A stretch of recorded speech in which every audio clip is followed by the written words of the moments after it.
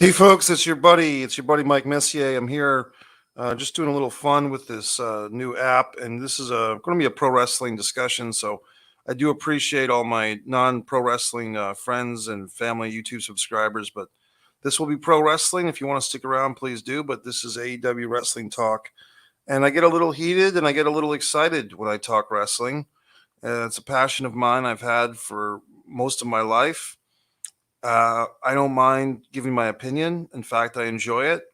I pretty much swear a lot when I talk wrestling. It's just kind of a casual way. It means that I'm passionate and I mean it, and I think that the audience can handle it. So, for all those that are non-wrestling fans and might be shocked and alarmed at what I'm saying, hi John, CM Punk. Let's talk about it, John. Uh, it would be a done deal in my book. I don't think they could push this thing with the Darby Allin interview promo with the Jim Ross references to CM Punk last night, John. We know that Punk is coming in. I guess they've got 3 or 4 shows coming up in Chicago. They've got this new Rampage show on a Friday night, and I believe they're doing a Wednesday night show, and then All Out, the pay-per-view. So they've got 3 shows, I believe, in 1 month. Yeah, I wish I was at that Dallas show too, John. And John Tarver, thanks for checking in. John's referring to all these daily shows. You know, I've kind of been the guy with the camera. The House Always Rules house show. I think I pretty much taped pretty much every match except for one in that show. You can find that right here on Subscribe to Mike Messier YouTube channel. The 10-man tag at the end of House Always Rules I captured really well. Actually, it was a pretty great damn show. The House Always Rules, House Always Wins, and they still haven't released it yet, any of the footage officially. So you can see the non-official footage right here on my channel, the Artifacts Room from the AEW show. Going back to CM Punk, I was just listening to a couple of guys on Wrestling Inc., and they were getting into this kind of minutia discussion. So CM Punk have a feud with the former NWA World Heavyweight Champion Colt Cabana. I don't know. I think it's something that the super smart marks like ourselves would appreciate, because we know that those 2 guys had to go to the courtroom together twice, once on the same side and once on opposite sides. And they have, what was it, the Second City Saints gimmick or tag team that they had back in the day together. So I think it could be a thing, but in that, it's almost like a tune-up match for Punk. It's a squash. I mean, you'd have to have Punk more or less win a 15 or 20-minute match. Let Colt Cabana get his stuff in, but CM Punk's got to win that and win it pretty decisively to push Punk to the next level. The way that I'm seeing the CM Punk thing, guys, and I could be wrong. I haven't hung out with the guy, but he hasn't wrestled full-time in 7 years. The last time he was in any type of athletic environment was UFC. I mean, we'll give him credit. He didn't do well in UFC, but at least he tried. I don't know if that's something that the other wrestlers could use to kind of mock him. Yeah, if Punk can go 15 or 20 minutes, John, I agree. If I think what Punk is there for is his mic skills. To give him credit where it's due, there's not too many people at the top of his game that can do the mic skills like CM Punk can. I think I can, to be honest with you. If you even watch some of my videos where I talk about CM Punk, ironically, I think when I'm in a heated, angry wrestling fan mode, I'll put my mic skills with anybody. But CM Punk is damn good on mic skills. I think in theory, he could even be like a wrestler coach. If you remember going back to when he was kind of leading the new Nexus, if you remember that, we're going back like 10 years ago now. But he's a good speaker. And with all that young talent in AEW, so many of those guys are athletically gifted and great in the ring. They don't have the best mic skills. So I can see Punk doing his matches, whether it's a full-time schedule, a part-time schedule, or even 4 to 6 matches a year, but kind of segueing nicely into a wrestler coach role and then a coach role. I'm not sure how old CM Punk is. I want to say he's like 42 or 43, but he's at that point where he hasn't been active. Maybe like a Shawn Michaels when he took 4 years off for the back injury. And Shawn came back, and the second half of his career was better than the first. Would remember when he appeared on Talking Smack. That got SmackDown quite a few more eyes for a short amount of time. So I think AEW is looking to do the same. Like, yeah, like a hot shot angle. I'm not sure, John, if you're talking about that show with Renee Young, like that was about a year and a half ago, almost 2 years ago. Is that what you're talking about with the Booker T and the Renee Young and CM Punk came out, and that show was really buried in the WWE schedule. Not too many people watch it. I'm not sure if you're talking about that or before that on Talking Smack. It might have been before that you're talking about.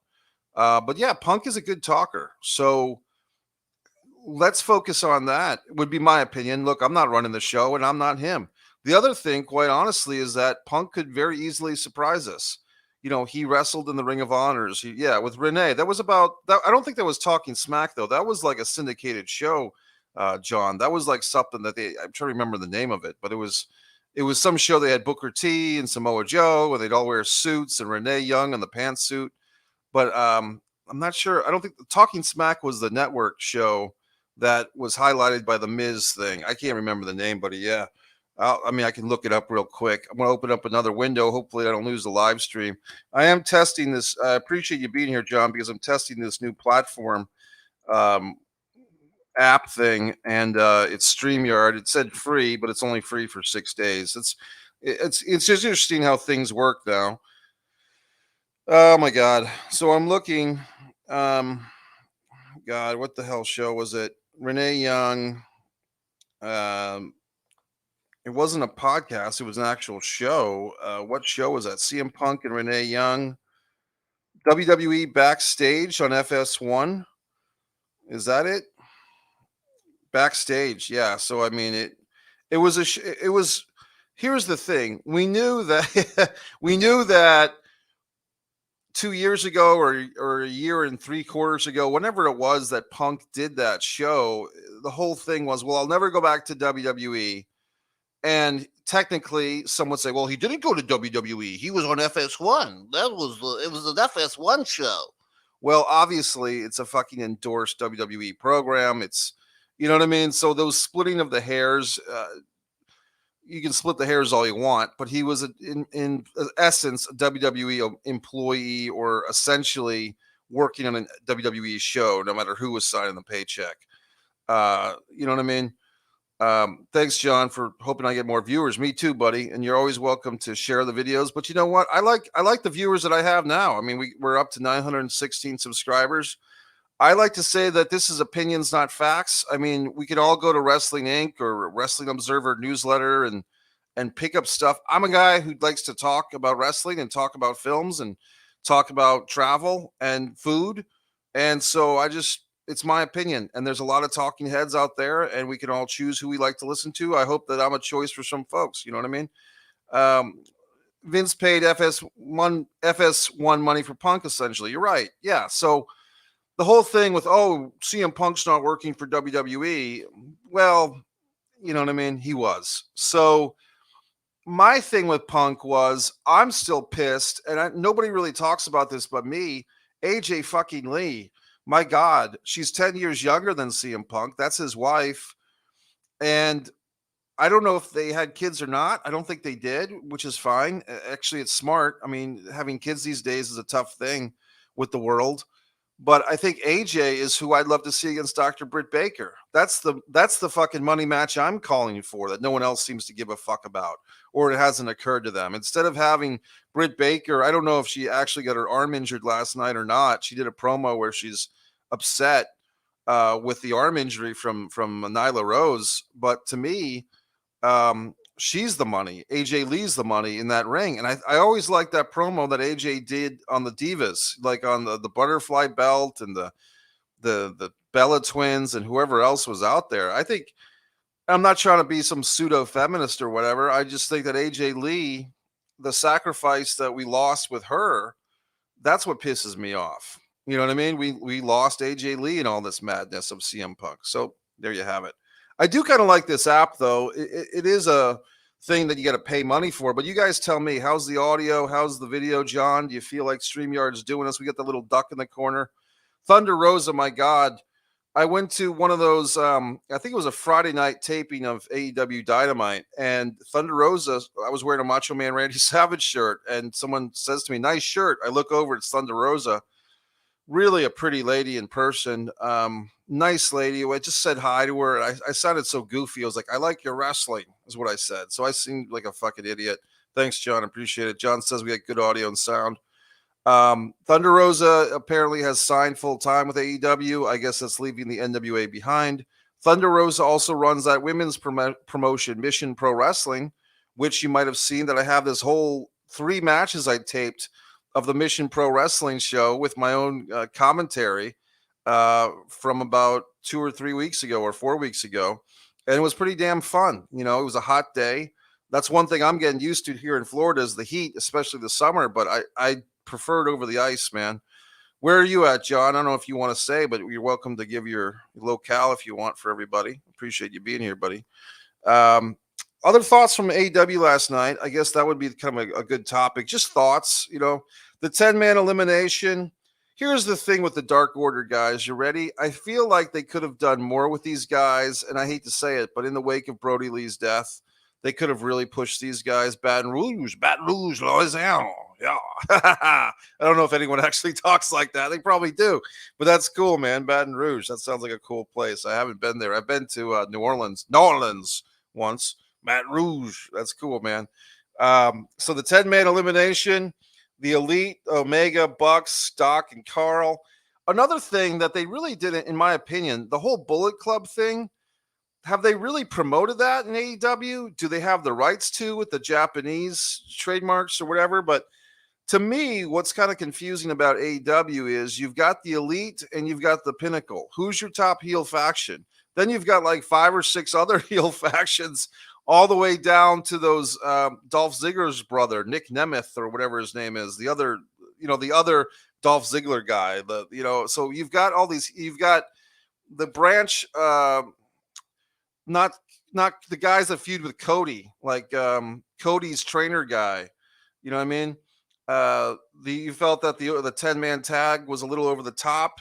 I think that was the idea. They were trying to get a lot of talent in that ring. I was kind of surprised Omega, that crowd there, to their credit, was kind of going along that the baby faces were the Hangman Page stuff. Hangman Page is pretty over. It's a little bit interesting that he didn't get the clean pin over Omega to set up this match. Maybe they're trying to drag it out. Maybe they're going to do a career thing like Omega, Hangman Page has to win a non-title match against Omega in order to get a title match. And if he loses, he retires. They could put the stakes that high. And then you could milk a non-title match on a Dynamite show between Omega and Page. Non-title match. If you win the title match, Page, you get a title match at All Out. If you lose, you retire.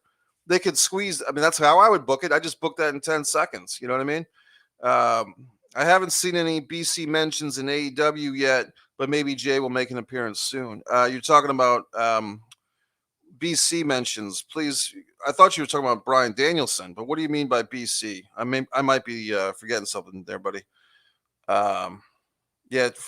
Tell me who you mean by BC and J, because I'm still waking up a little bit. Bullet Club, thanks. Yeah, see, I'm telling you, I'm still waking up. I'm getting some of that Vince McMahon dementia I'm always accusing him of. Let's see. No rules. There have these results here on Bleacher Report out of order.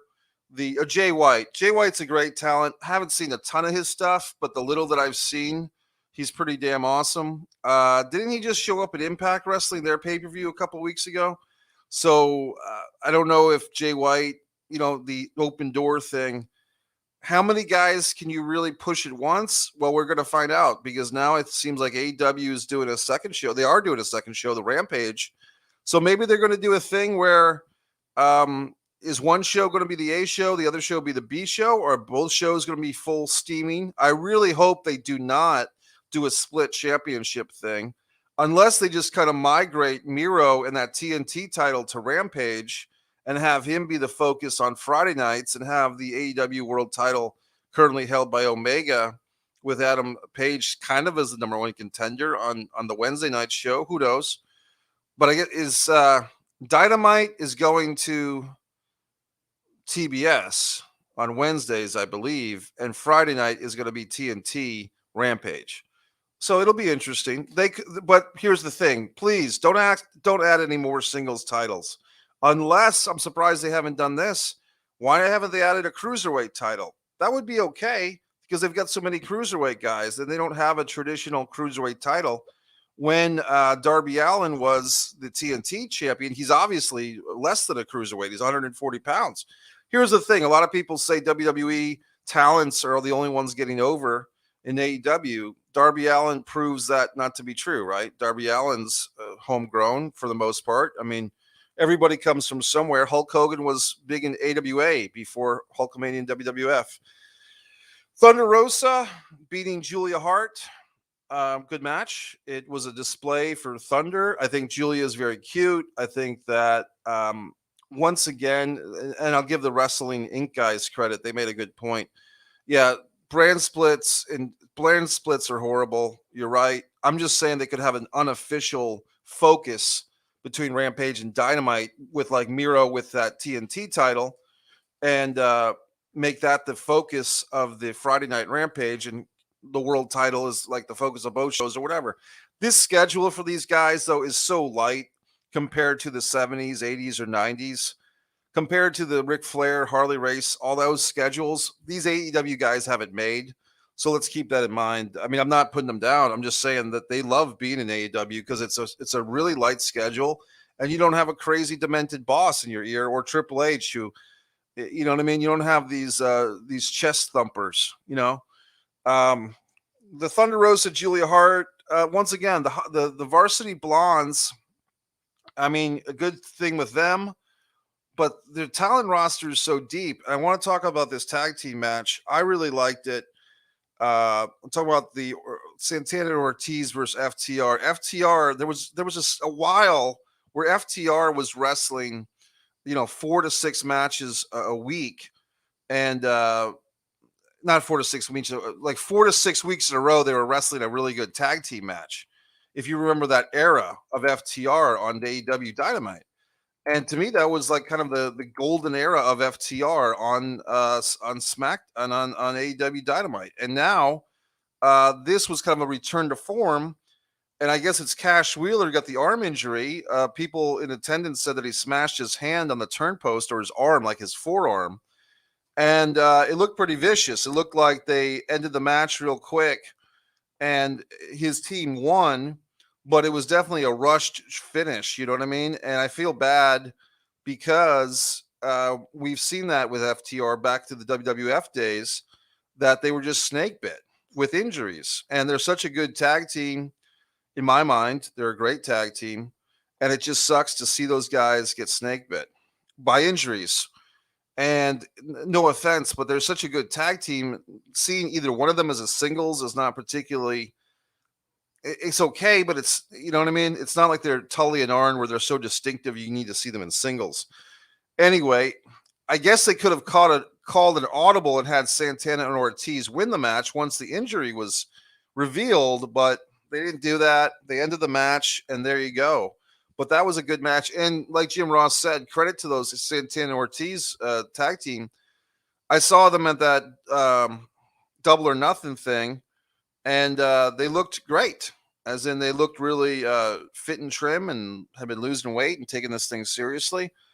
I did say in the podcast I did yesterday, or the live cast or whatever, they should have ripped up those photographs. Remember the photographs that they had, like Santana or Ortiz showing the photographs from their childhood? Those should get ripped up by FTR. They should destroy those photographs.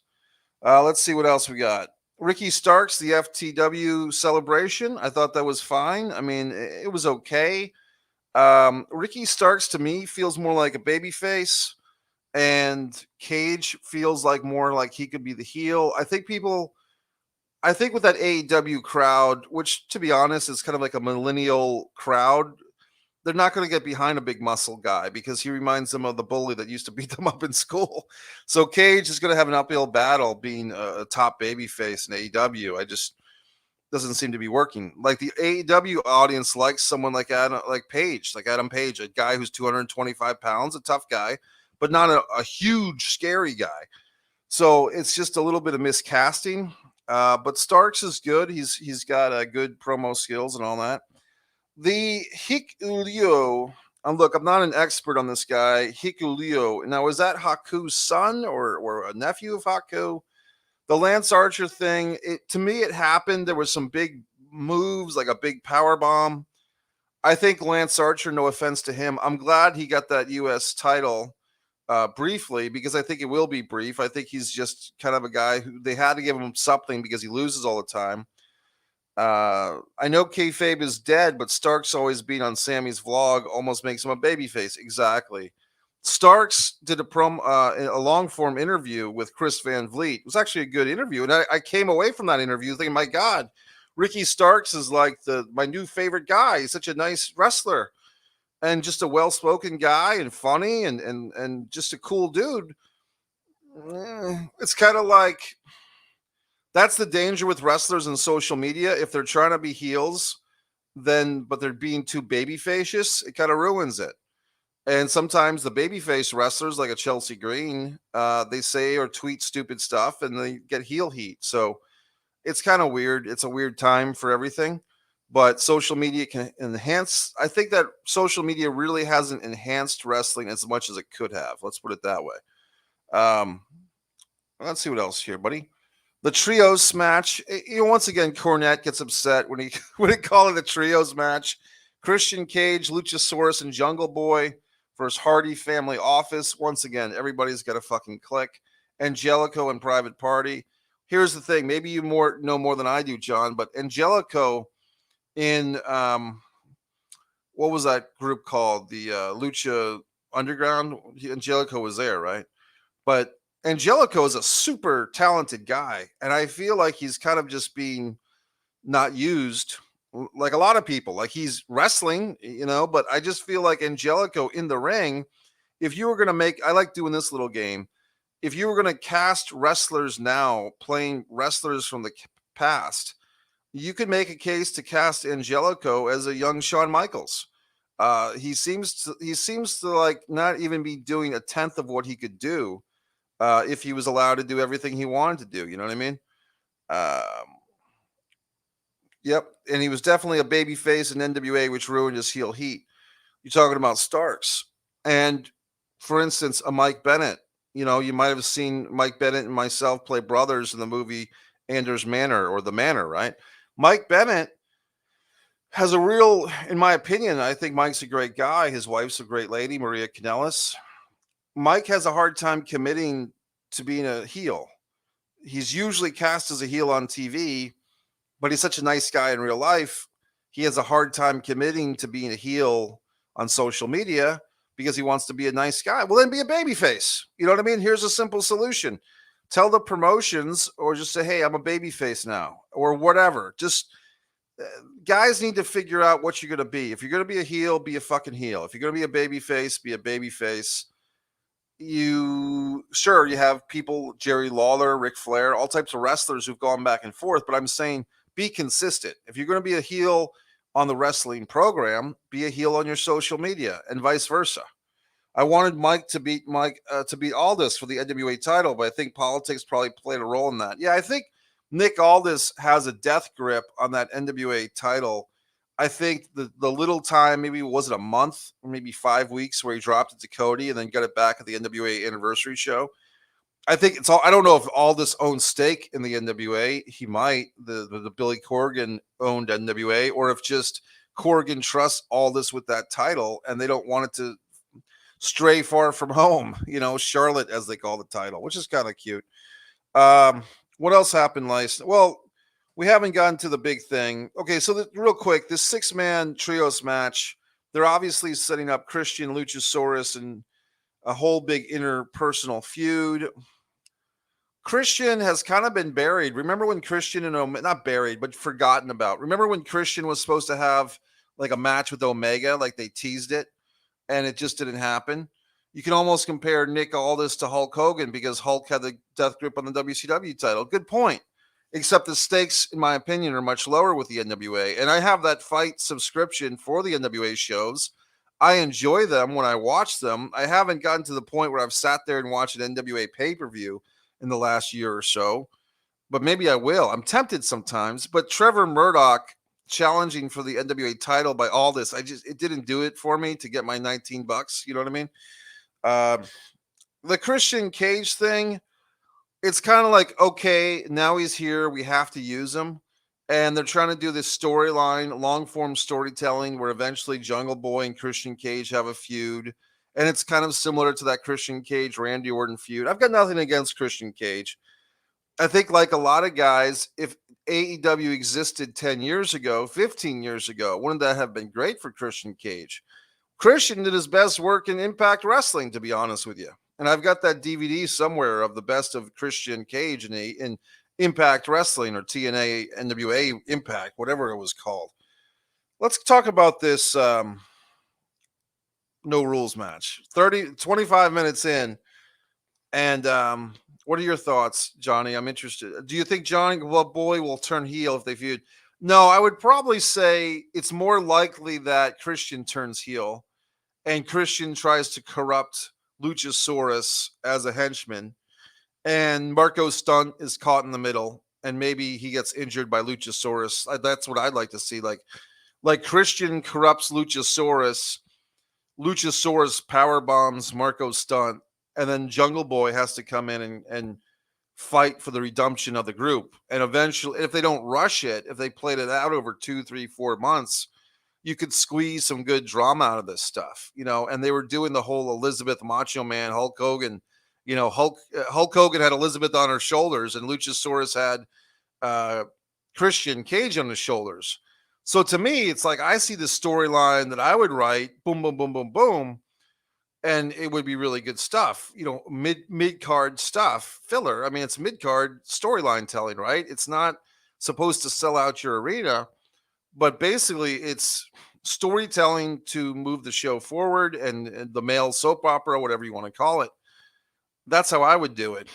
And I think it could be done if they don't rush it and just have a dumb match.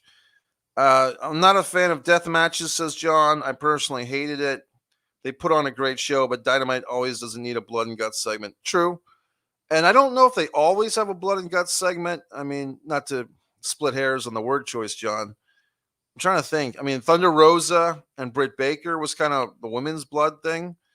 They've had some of those wild and woolly kind of hardcore matches with Orange Cassidy and those guys against Miro, you know, going back 4 or 5 months.